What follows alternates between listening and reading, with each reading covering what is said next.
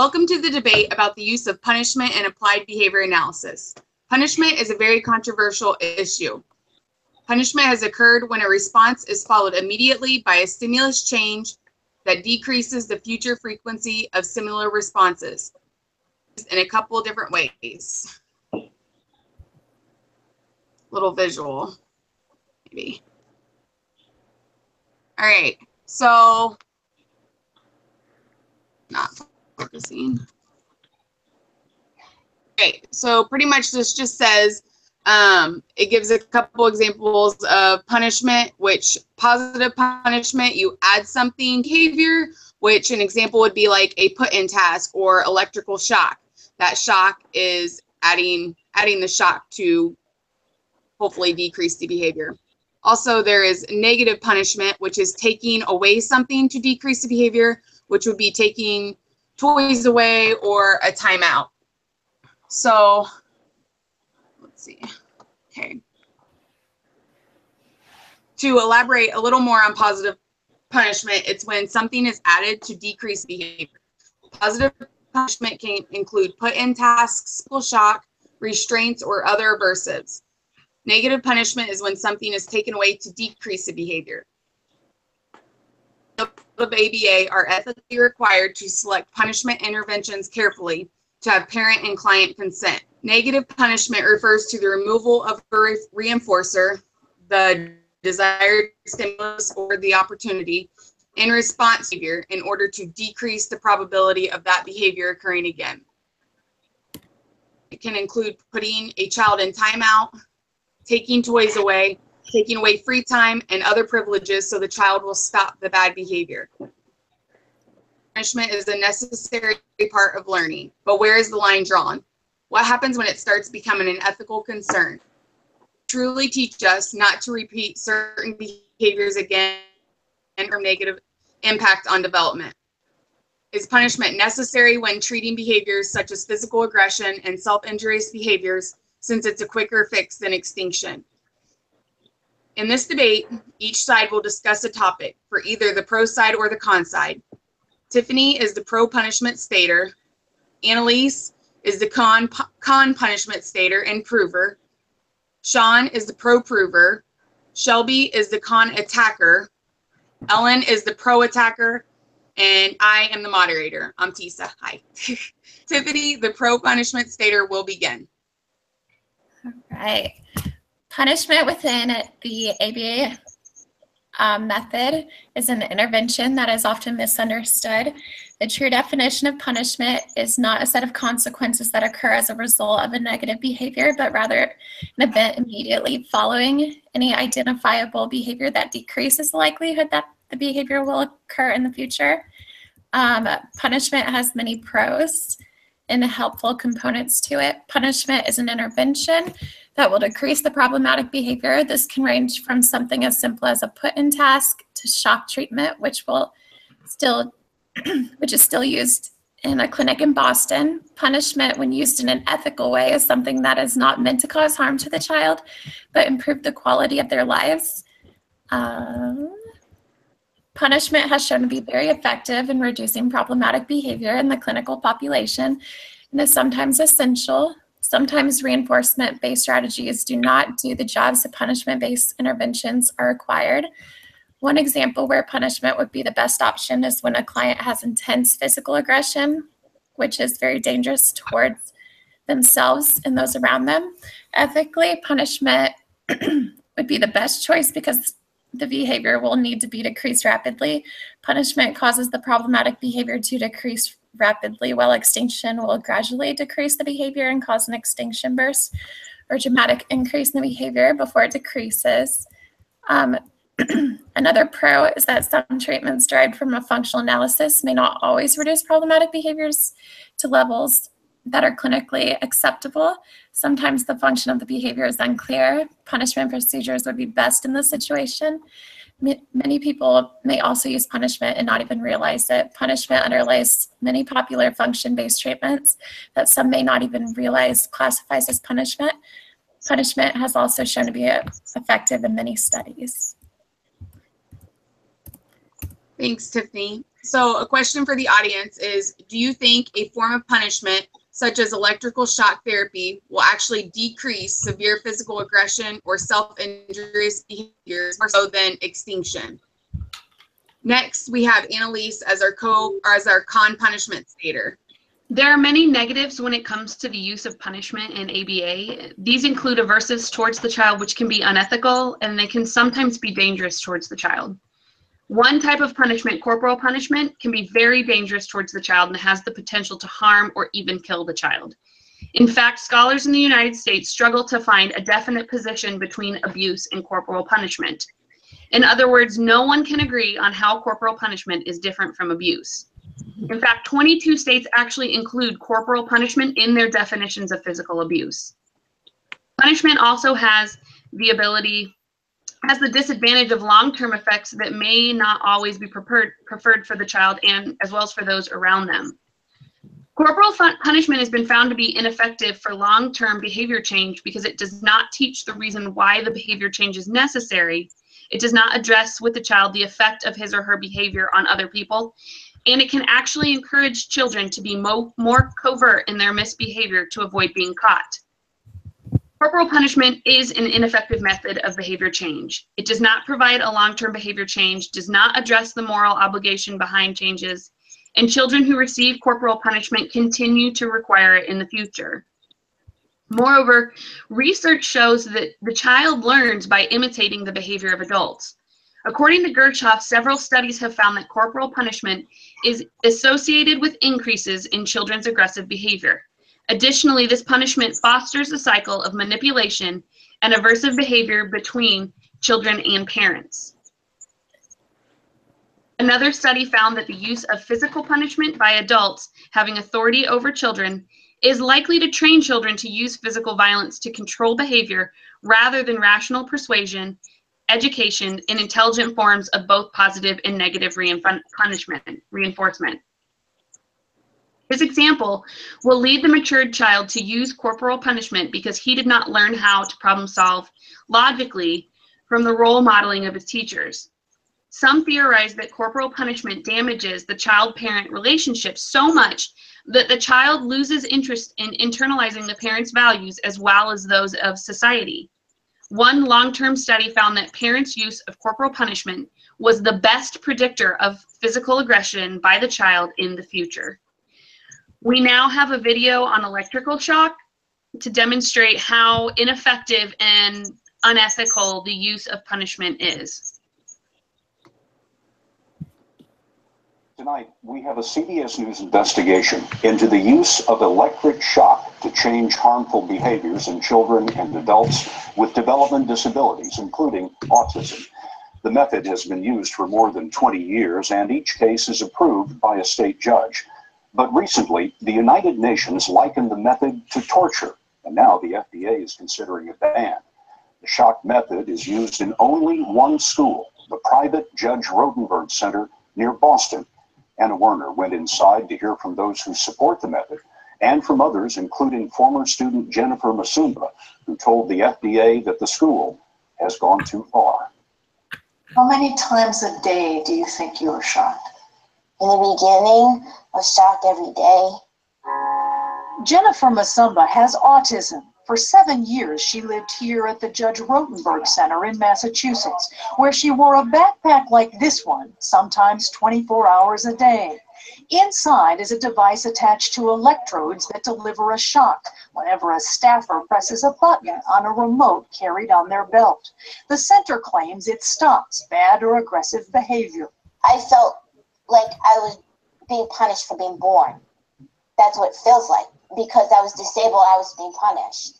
Part of Masumba's treatment plan was for staffers to draw up a list of prohibited behaviors, ranging from headbanging to hand movements, for which she could be shocked. I would get like 5 or 10 shocks for just doing one thing.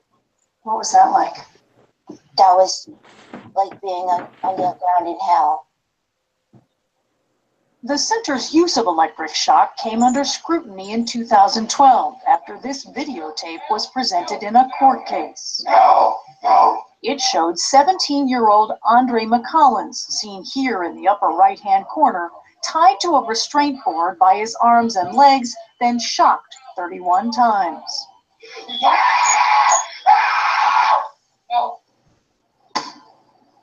Andre's now 29. His mother, Cheryl McCollins, settled a lawsuit against the center, but says her son has suffered permanent damage and she wants shock treatment outlawed. It doesn't work. Shock them out of autism?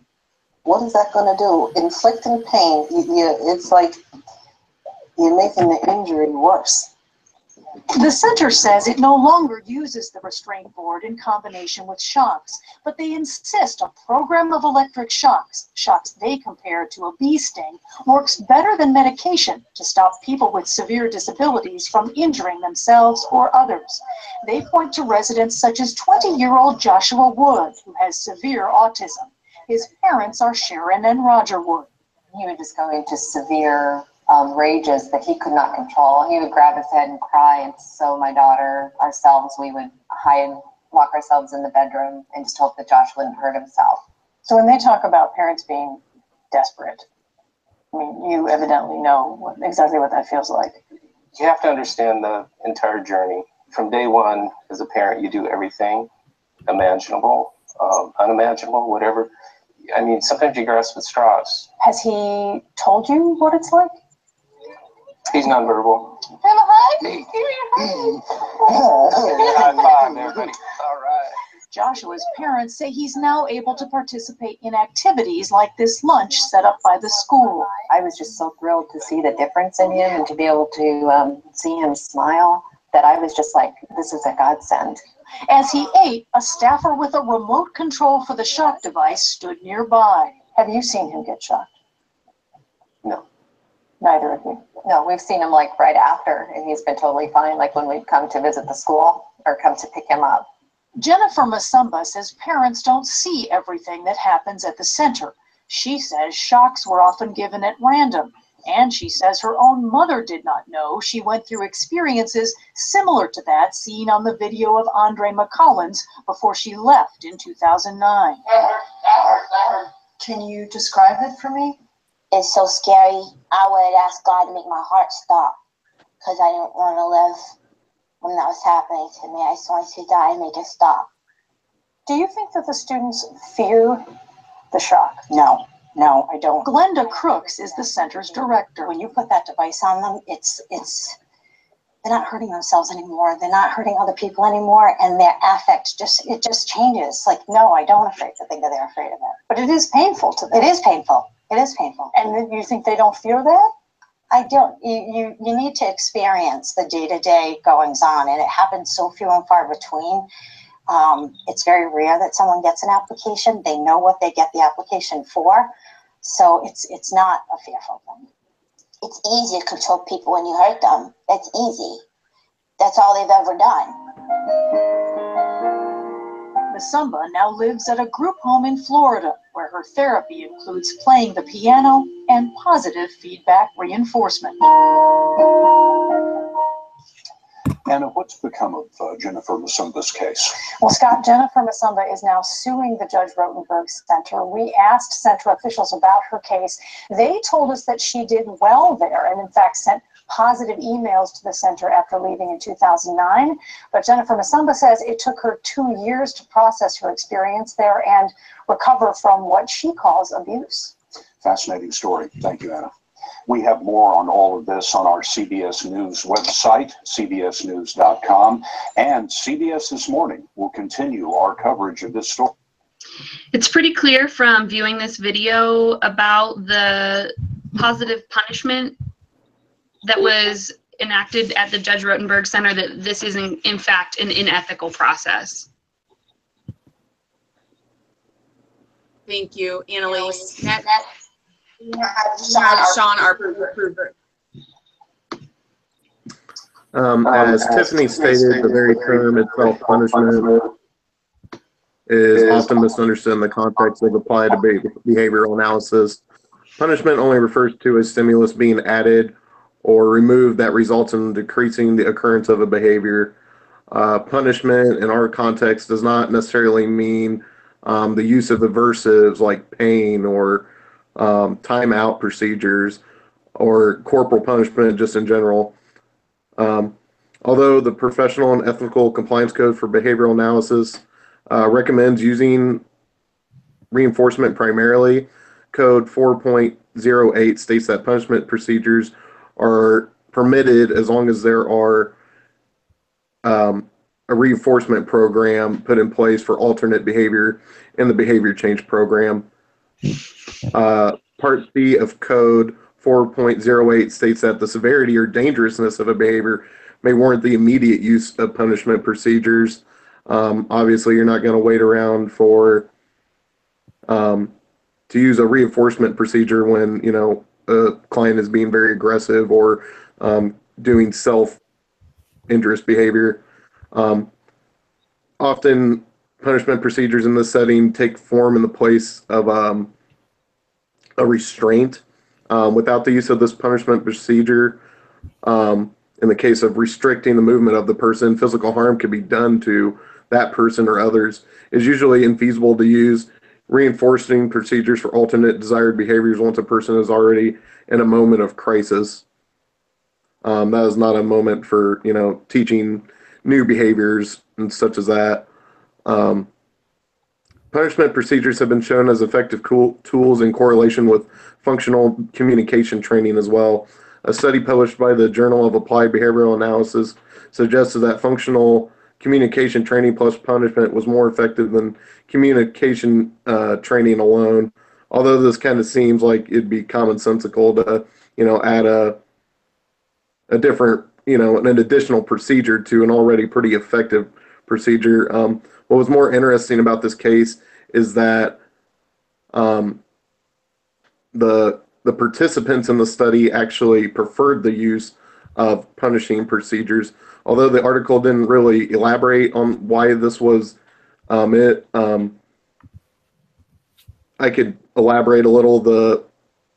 The punishment procedure in this study involved the therapist holding down the client's hands for 30 seconds when they began to display aggressive or self-injurious behavior. Caregivers were directly involved in the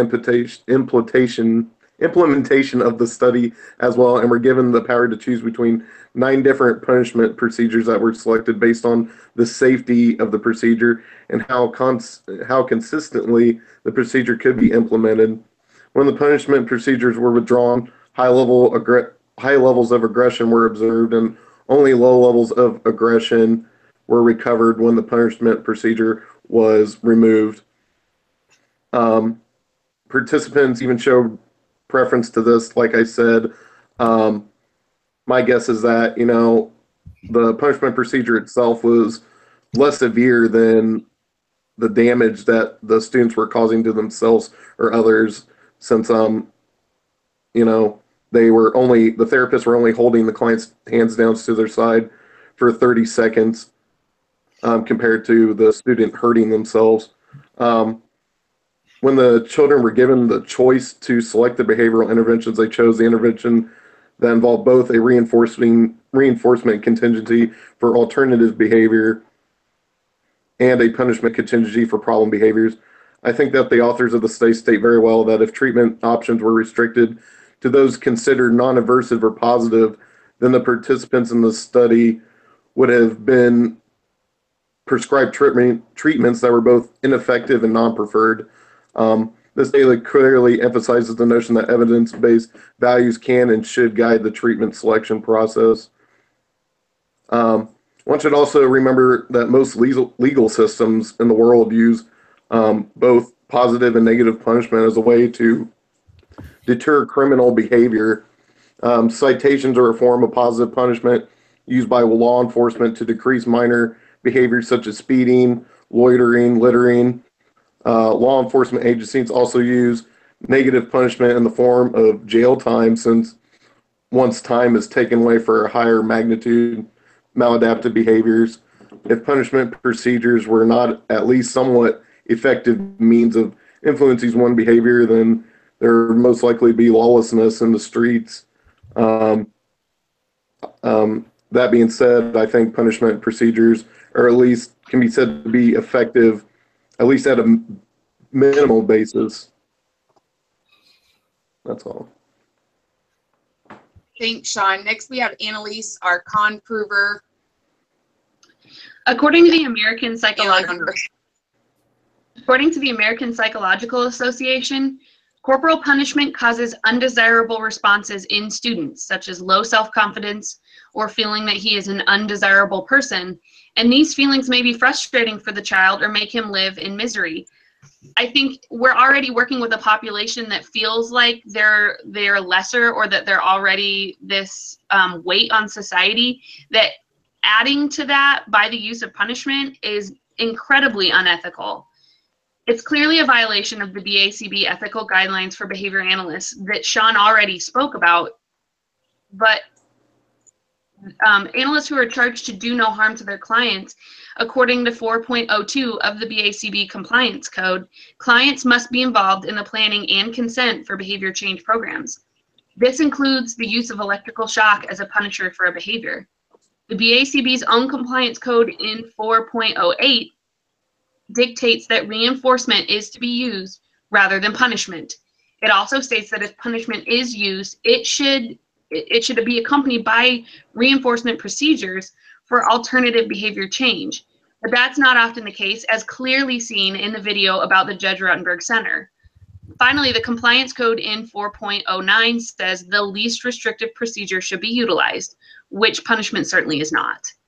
In Gershoff's meta-analysis of the effect of corporal punishment on children, she cites no less than 10 studies that show that punishment increases aggression in children throughout their lives, including romantic partner violence. This means you're using a procedure that puts them far more likely to be involved in domestically violent relationships as adults. And these studies show consistent data over a span of almost 40 years. In her review, she also demonstrates that data was consistent over 60 years that punishment is implicated in the etiology of criminal and antisocial behaviors of children and adults. One longitudinal study by Gluck and Gluck shows that boys who experienced corporal punishment had higher arrest rates at ages 17 to 45. Gershoff also finds that modeling aggression as a means of controlling a person that they communicate. By doing so, they communicate that aggression is not only acceptable but also effective, promoting the belief that physical violence is the most effective method of conflict resolution. When working with clients with autism, one frequently used method for teaching new behaviors is by modeling. So by modeling aggression, we're now showing them that instead of decreasing aggressive behaviors, we're actually showing them that this is an effective way to manipulate and control other people. This is supported by 8 different studies over 26 years. Thank you, Annalise. Do you guys think punishment strategies after all reinforcement-based strategies have been exhausted? After the data that Annalise and Sean has given you so far, what are pro-attacker?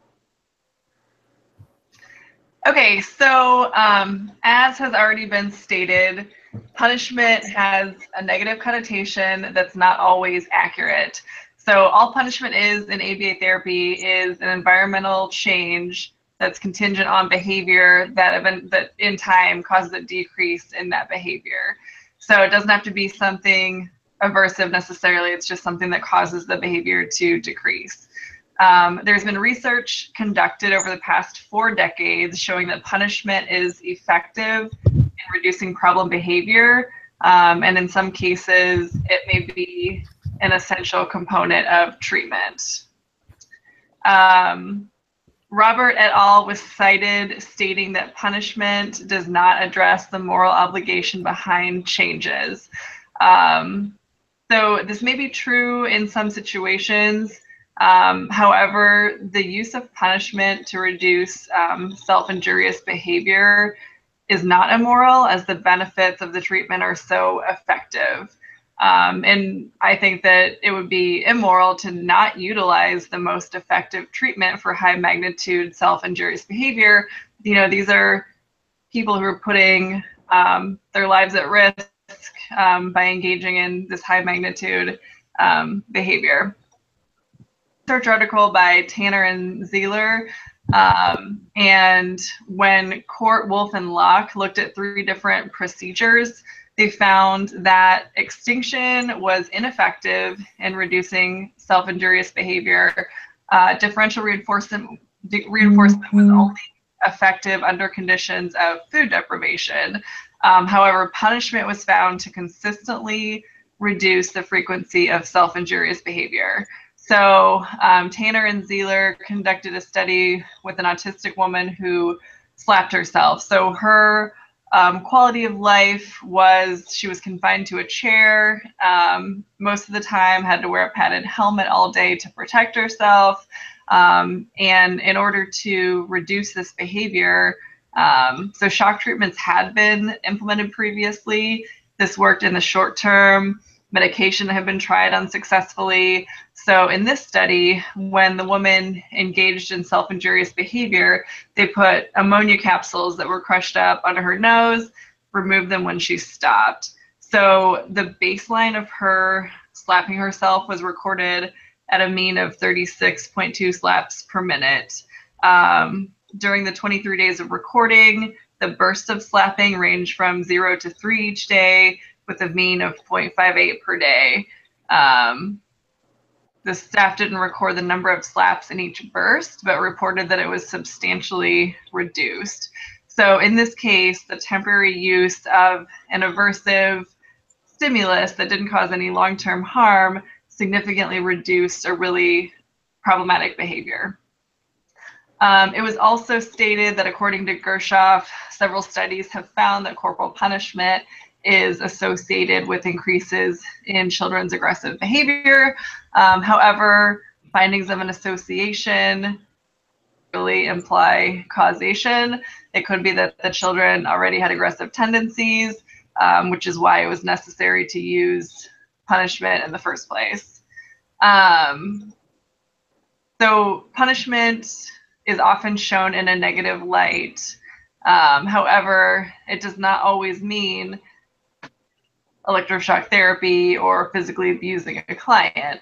Punishment could be smelling something aversive. It could be, taking away something that the person likes.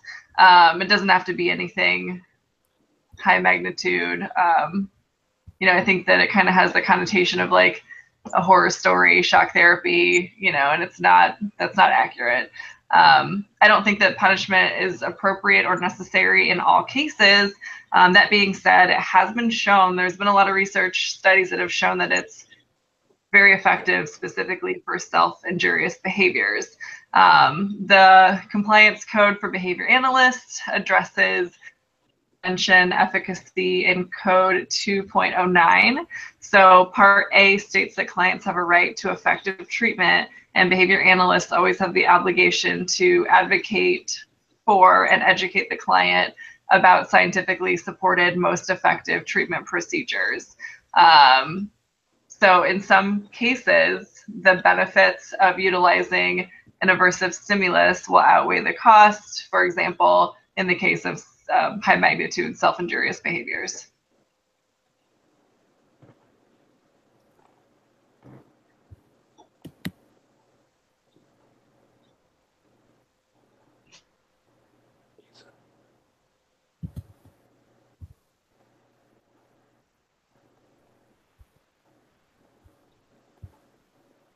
And that's it. Shelby. All right, well, thanks, Ellen. I am Shelby, the con attacker. So as said several times before, punishment is meant to decrease the future frequency of the behavior. It is used often in our society. For example, expulsion from school or jail is meant to be a deterrent for problematic behaviors. These methods have not been shown to be actual punishment, as behaviors do not decrease for everyone, and for some it increases the future problematic behaviors. Other methods to reduce problematic behaviors exist other than punishment. Problematic behavior can be reduced by differential reinforcement and providing no reinforcement for problematic behavior. It should also be noted that punishment has yet to be subjected to systematic review. The use of electric shock therapy is problematic in the article by the Washington Post, referenced by the pro-punishment team. It does not show that the use of electrical shock therapy has stopped or reduced the behavior of injury or aggression. It is possible that the individual has a new behavior out of aversion from the aversive stimulus. Furthermore, the article identifies an incident where an 18-year-old individual was strapped face down on the board and subjected to 31 of the highest level shocks for over 7 hours. And this is a case review from 2012. Recent enough, the ethics board and the potential of abuse have been thoroughly known after the Sunderland scandal. The staff treated the 18-year-old though they were doing the best for the individual and thought they were being ethical. If a person takes one step after another, after another, after another, they might not notice they've walked 3 miles. This is true for abuse. The staff might not have known that one step farther and farther from ethical. When they look back at the end, they notice they were miles from good treatment. Furthermore, how can you weigh a center who is quoted a child who enjoys the center, yet has not understood if this is echolalia or of the child or an independent statement? When reducing intense physical aggression, an alternative to punishment suggestion would have been psychotropic medication. These medications can be used to medicate someone enough to reduce or stop the behavior. Then the medication be titrated down so the treatment can be combined with the use other than just medication. A dense schedule of differential reinforcement may reduce behavior more effectively than a mild punisher. When the function of the behavior is unclear, the use of punishment has been shown to be effective. The problem that this is the punisher that needs to be delivered on a reliable schedule. This means the behavior is still occurring. Is it truly ethical to continue punishment on a reliable schedule instead of looking for a better option for the individual? Thank you, Shelby. Next, we have Tiffany for our summary. Throughout the history of ABA, punishment has been used as an intervention. There have been ethical concerns, but these have been considered and mostly resolved. There are guidelines about punishment that include that the good must outweigh the bad. When used in ABA, punishment is chosen after all reinforcement-based procedures have been rolled out. There are times when reinforcement works, but other times it does not. When a reinforcement-based procedure does not work, then punishment is the next option. Punishment also decreases the behavior much faster than extinction and does not hold that extinction burst. So it can be used for self-injurious and aggressive behaviors. Sometimes punishment is in the client's best interest, and this is why punishment can be a great choice. And this is why I stand by the use of punishment when used in an ethical way. Thank you, Tiffany. Next, we have Annalise for our con summary. I think in conclusion, it's important to say that punishment is and can be used as an intervention. Many times, though, this intervention has raised ethical and abusive concerns. A recent case study from a center in the United States, which we reviewed, the Judge Rotenberg Center, that is currently still running with these interventions, treats people with electric shock in hopes to reduce or eliminate problem behaviors. For a fully functioning adult, we would allow them to make the choice whether or not they wanted electric shock treatment. However, in these situations, the guardians make the choice about if they want the treatment. But being a guardian does not include training on effective treatment or care for others. And the child has absolutely no say in this procedure whatsoever. So how can it truly be ethical and best for the client if they have no say in something that is so aversive? Thank you. So pretty much there's still a ton of research regarding whether punishment is ethical or not. It's also important to note when we refer to punishment, we are referring to the consequences that will decrease the likelihood of a certain behavior occurring again. Punishment on its own does not teach anything. You may reduce or eliminate a behavior, but you also still need to teach what teach the inappropriate behavior and make it appropriate. So pretty much, I hope our debate has you in the concrete punishment.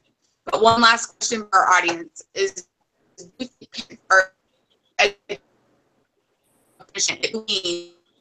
for their I think the question that Tisa was trying to pose to the audience was, do you think that parents are educated on the term punishment and what it truly means? Thanks, guys. Thank you.